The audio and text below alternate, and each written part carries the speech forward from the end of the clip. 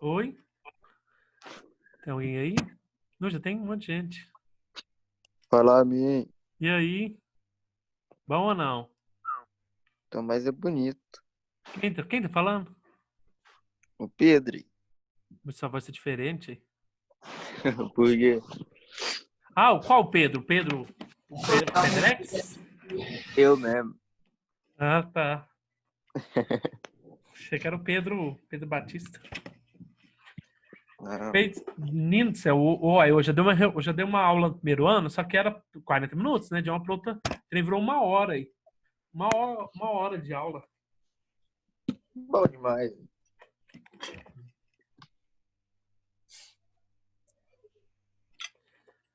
Esqueci o que é mesmo. Eu até esqueci o que eu vou ter que dar pra vocês hoje. Eu preparei ontem, mas não sei. Não lembro que página que é. Ah, tá, lembrei. Deixa eu começar a abrir aqui as coisas que eu tenho que postar, aparecer. Documentos. 2020.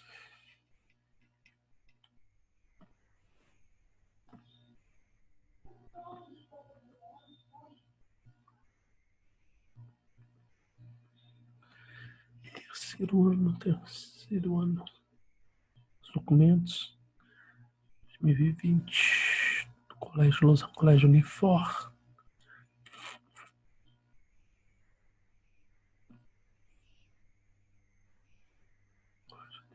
Terceiro ano.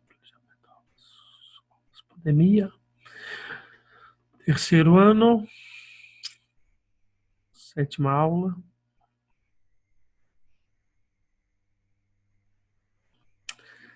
Tá todo mundo aí? Ana Laura, Lucas, Vanessa, Fabiano. Cadê o resto? Pedrex já faz Duda agora.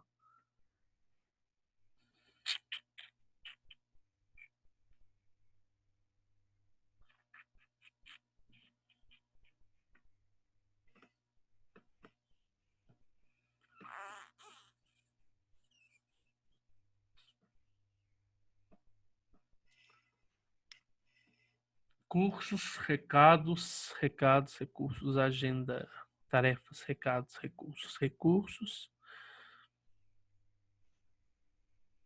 material digital, terceiro ano,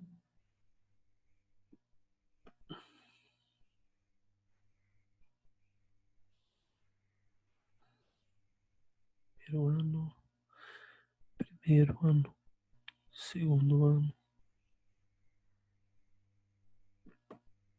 Ué, ó, encontrei.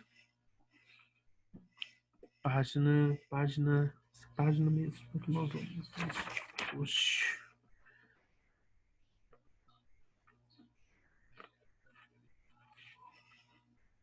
Questão 5.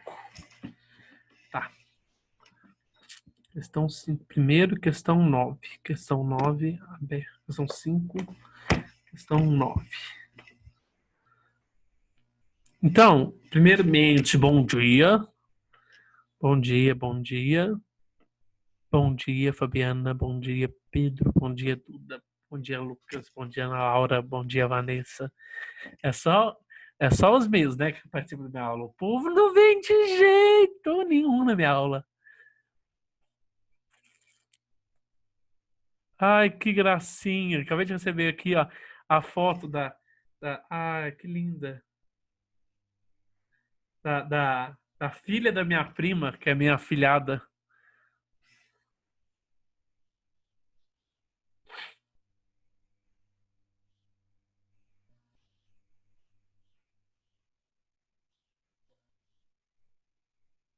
Podemos começar, crianças? Laura Alves está conectando.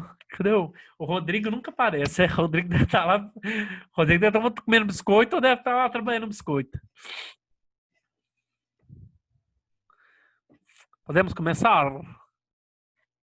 Podemos começar? Sim ou não? Sim ou não?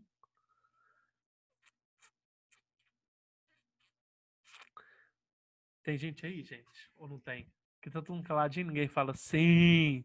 Fabiana, obrigado, Fabiana. Isso, gostei da joinha aí. Então, primeira coisa, bom dia para vocês. Eu já estou nessa luta aqui desde 9 horas, já gravei 3 videoaulas, já essa é a terceira. A primeira videoaula era para correção de exercício, eu acabei aprofundando em Platão de novo, porque os alunos não entenderam assim dessa maneira. Depois eu aprofundei Aristóteles. Agora na segunda aula era para corrigir exercício, acabei de falando de Nietzsche. E agora nós vamos corrigir os exercícios, tá? Então eu pedi para vocês 2 exercícios da apostila e 2 exercícios que eu coloquei. Não foi isso? Então, primeiro nós vamos no exercício que eu coloquei, tá? Vou compartilhar a tela do exercício que eu coloquei, que é o número esse 5, que é a questão aberta, tá? 5 da questão aberta. Opa, 5. Ixi, correu, sumiu. Esse 5 aqui.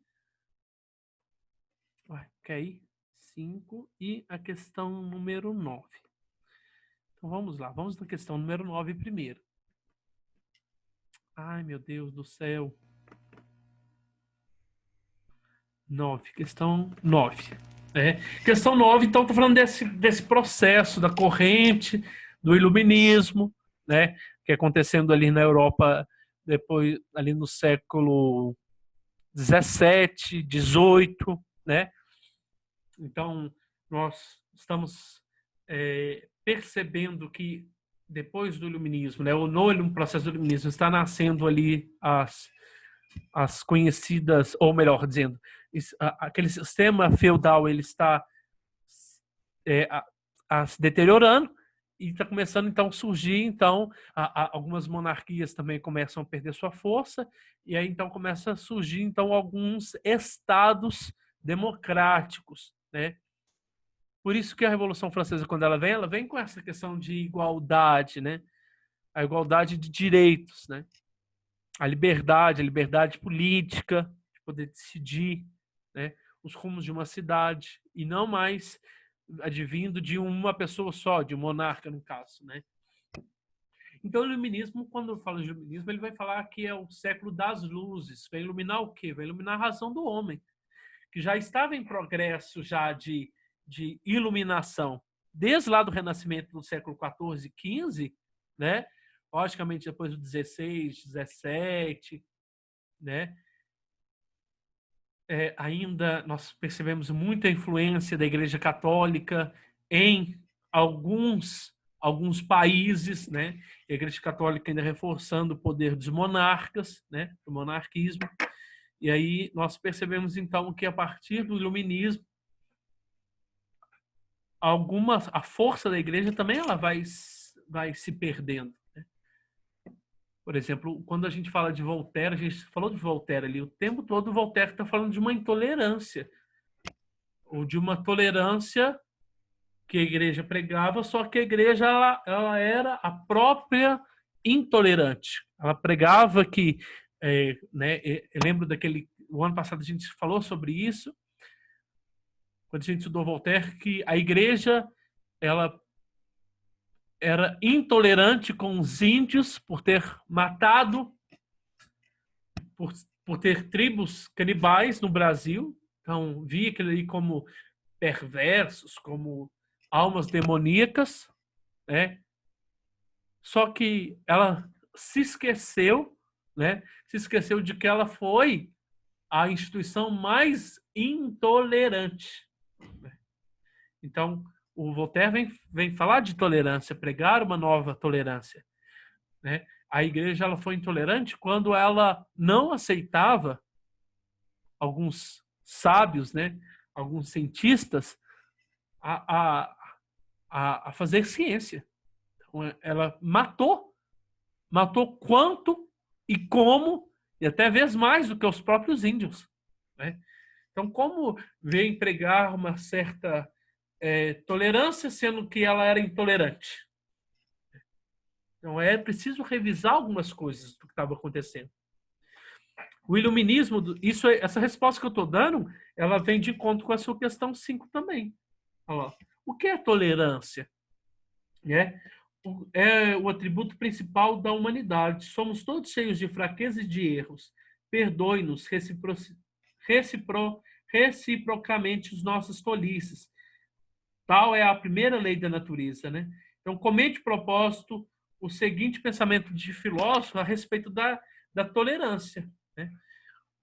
Ele veio abrir esses olhos para o que é ser, o que é se tornar intolerante, né? Ou o que é deixar de ser intolerante, abrir a cabeça, dar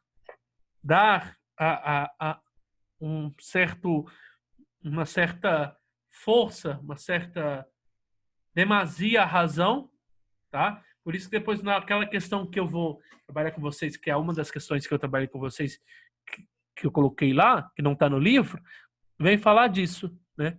Quando Voltaire vem falar sobre o que Voltaire pensa sobre a tolerância. Confiar na razão e como se fosse Descartes, né? Descartes não, desculpa, Bacon. Deletar esses falsos ídolos, né? Deixar de ser intolerante, se tornar tolerante a partir da razão. Vamos lá. Número 9. O iluminismo do século XVI, XVII, XVIII abrigava dentre seus valores o racionalismo. Tal perspectiva confronta-se com as visões religiosas do século anterior, XVII. Esse confronto anunciava que os homens das luzes encarava de frente o mundo e tudo nele contido. O homem e a natureza. Quer dizer, a relação homem e a natureza, o homem e a ciência, né? Estava se desbravando aí, né? Por isso que tem os empiristas, os racionalistas que estão tentando dar uma resposta dessa relação entre o homem e os limites da natureza. O iluminismo era, claro, com relação ao homem. Um indivíduo capaz de realizar intervenções e mudanças na natureza, para que essa lhe proporcionasse conforto e prazer. Então, o homem é um novo Deus, é um ser também capaz de alterar, mudar substancialmente a natureza. Isso não vem somente de Deus, da capacidade divina.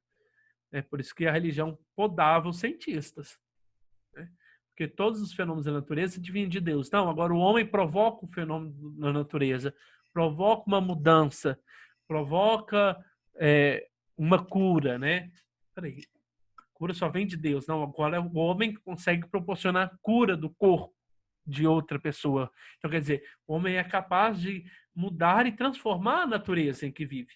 Seguindo esse raciocínio, pode-se dizer que, para o homem das luzes, do iluminismo, a natureza era misteriosa e incalculável, sendo a base da religiosidade do período o lugar onde os homens reconheciam a presença física de Deus e sua obra da criação.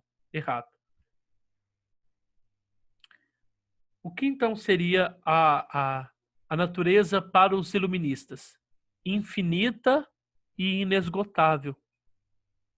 Que não tem fim, que se não se esgota. Quer dizer, um ser é uma coisa cheia de mistérios e que o homem pode revelar e desvelar esses mistérios, constituindo-se um campo privilegiado da ação do homem, dando em troca condição de sobrevivência, principalmente no que se refere ao seu sustento econômico. Então, essa seria a resposta certa em relação a essa questão. Então, como o homem do período iluminista vê a natureza, né? Como infinita e inesgotável, né? Constituindo-se um campo privilegiado da ação do homem, para o homem trabalhar sobre a natureza, para o homem descobrir e também para se sustentar sobre ela, tá certo?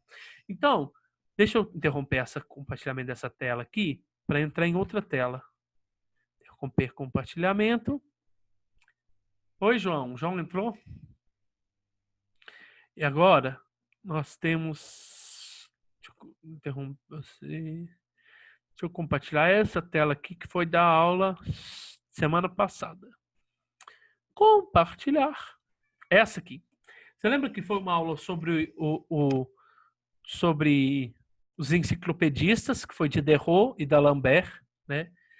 o diferencial do iluminismo, que esses dois, tanto de Diderot como de D'Alembert, que foram as cabeças, né, do enciclopedismo, eles que vão dar mais avanço à ciência, porque ele pega tudo aquilo que os cientistas estão descobrindo, né, sobre a natureza, sobre a realidade, sobre a estética, sobre com todos os campos, sobre a música, por isso que é chamado dicionário das artes e dos ofícios, quer dizer, de todas as coisas.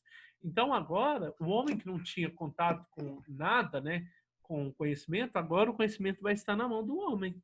Ó, está na mão do homem. Esse dicionário, então, ele quer revelar, ele quer abrir a mente do homem, né? Quer dizer, esse dicionário veio para iluminar mais ainda a cabeça do homem. Então, ó, constituído, lógico, essa resposta é a mais tola, né? Constituída de 35 volumes, contou com o trabalho de 130 colaboradores, com Montesquieu, pois Montesquieu contribuiu com um artigo sobre a estética.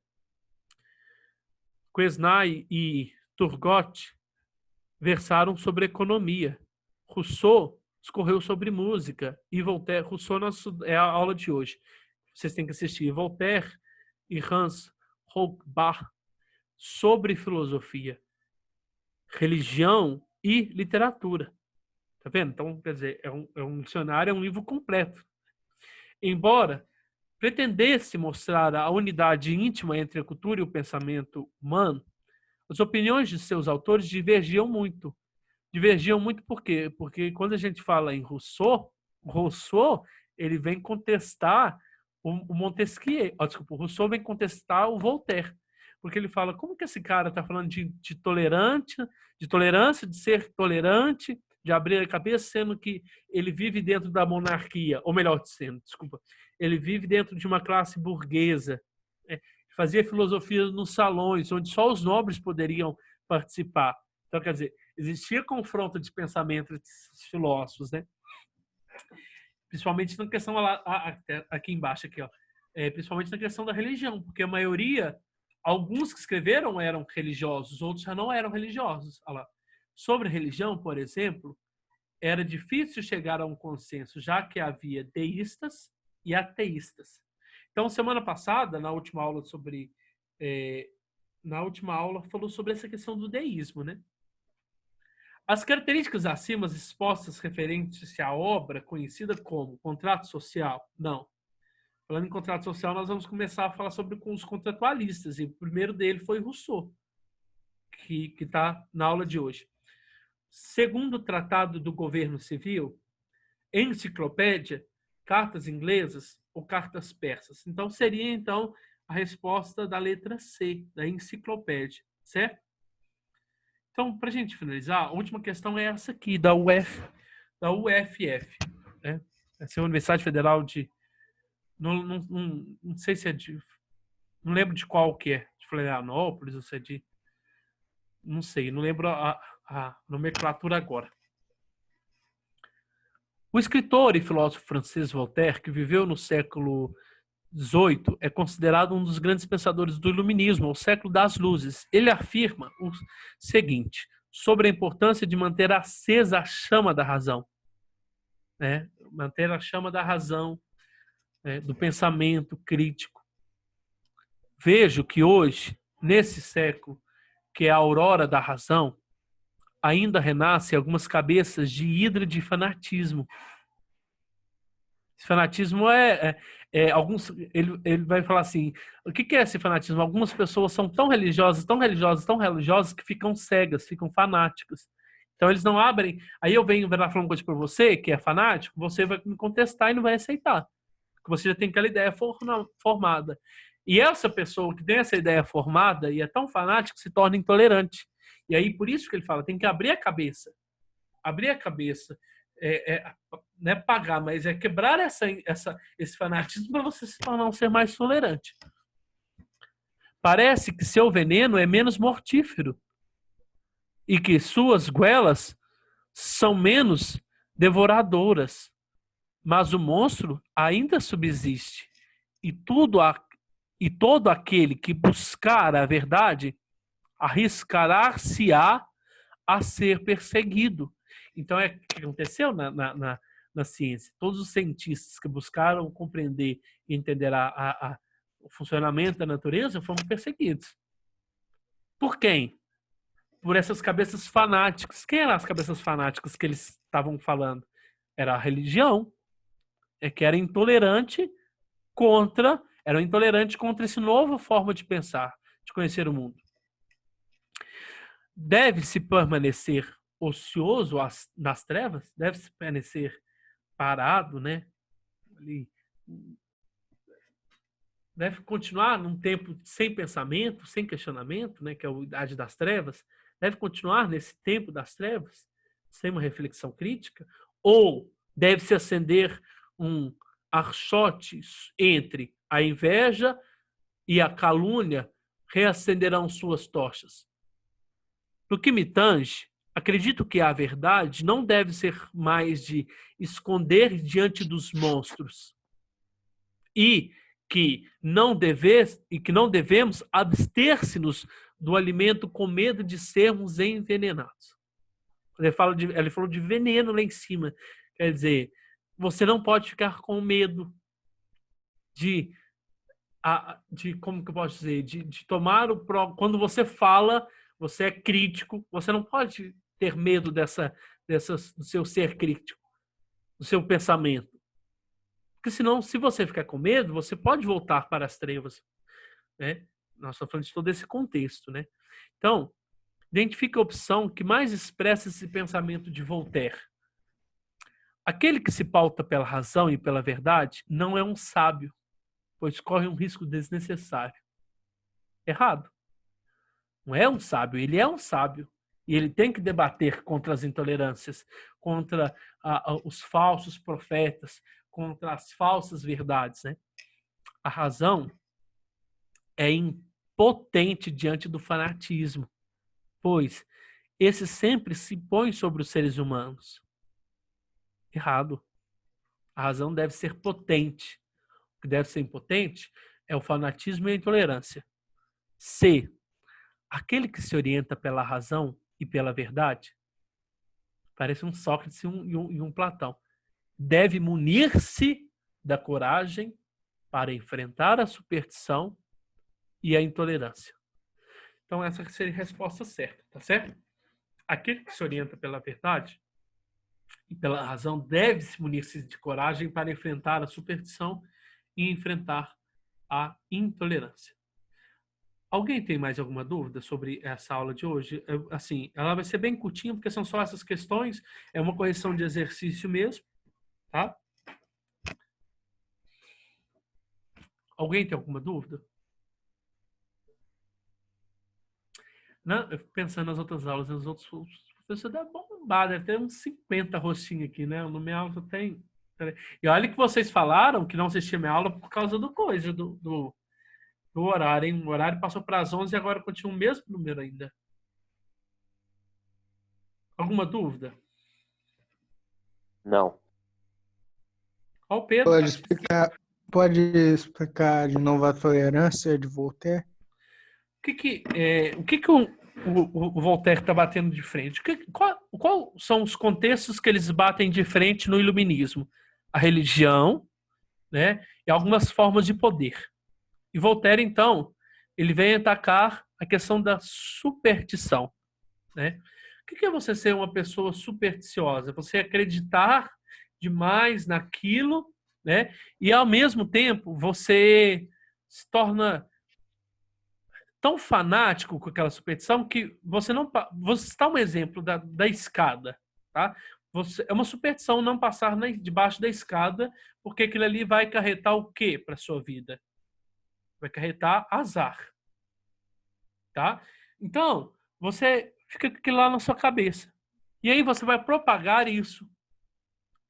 Você vai propagar isso para todas as pessoas. Não passa debaixo da escada, não passa debaixo da escada, não passa debaixo da escada, porque vai lhe causar azar, tá? Isso aqui é uma ideia meio que irracional, né? É uma superstição. E aí, às vezes, as pessoas na religião, agora vamos pensar na religião, às vezes as pessoas na religião, tudo aquilo que o padre, o pastor, né, a religião prega, a pessoa leva aquilo ali como uma superstição na vida dela. Uma superstição no sentido de ela incorpora tanto o que ela fala que ela deixa de viver. Quando ela deixa de viver, ela se torna o quê? Fanática. Não se torna fanática? Se torna um ser tão fanático, porque você, Lucas, se você chegasse para mim, que sou uma pessoa fanática com minha religião, né? Se você viesse virar para mim e falasse, você está errado, eu e você íamos entrar em discordância, até em pé de guerra.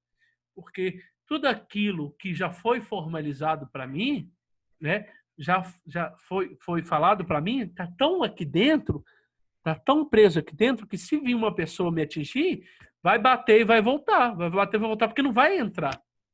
Então, essas pessoas que são supersticiosas, vou trocar as palavras supersticiosas por religiosas, essas pessoas que são tão religiosas, elas se tornam intolerantes.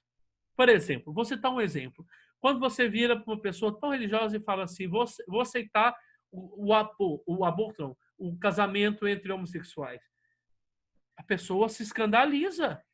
A pessoa se torna intolerante à sua fala. Ela vai contrapor você, ela vai te ridicularizar, a tal ponto de ela falar assim, literalmente, você é um nada. Por que você está falando isso? Que ideia é essa? Né? Ela não vai aceitar os seus argumentos, porque ela está fechada naquilo. Tá entendendo? Ela está tão fechada, ela é tão intolerante, que ela não aceita outras ideias. E o que o Voltaire está falando? O Voltaire está falando que nós temos que abrir a nossa mente, abrir a nossa cabeça, voltar a ser iluminados novamente, mas não iluminados por essas religiões, por essas pessoas que vão pregar a intolerância para nós. Não. Nós temos que aprender a ouvir os outros e ser tolerantes.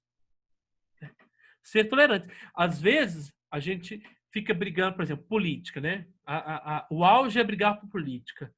O nosso auge é brigar com outro a respeito do governo Bolsonaro. Por exemplo, você vê... Vou parar a gravação. O que Voltaire está falando? Que nesse contexto na qual nós estamos vivendo, melhor, que ele vivia naquela época, o que a religião pregava, ditava, era verdade. Né?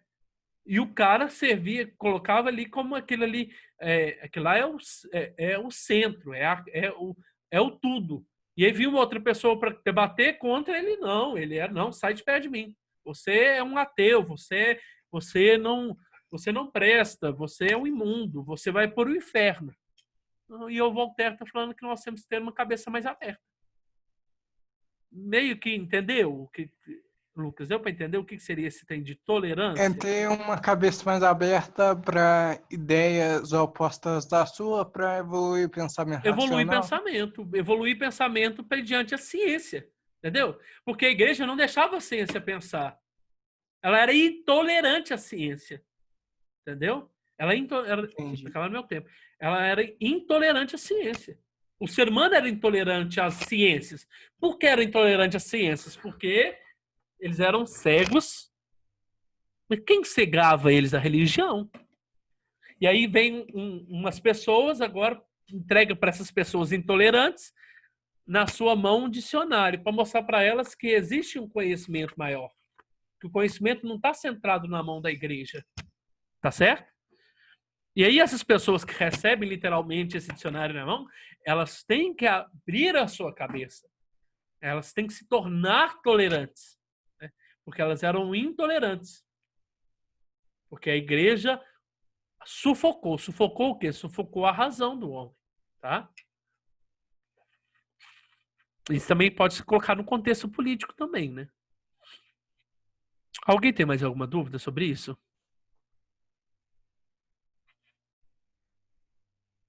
Ana Laura, Lucas, Vanessa, Fabiana, Pedro.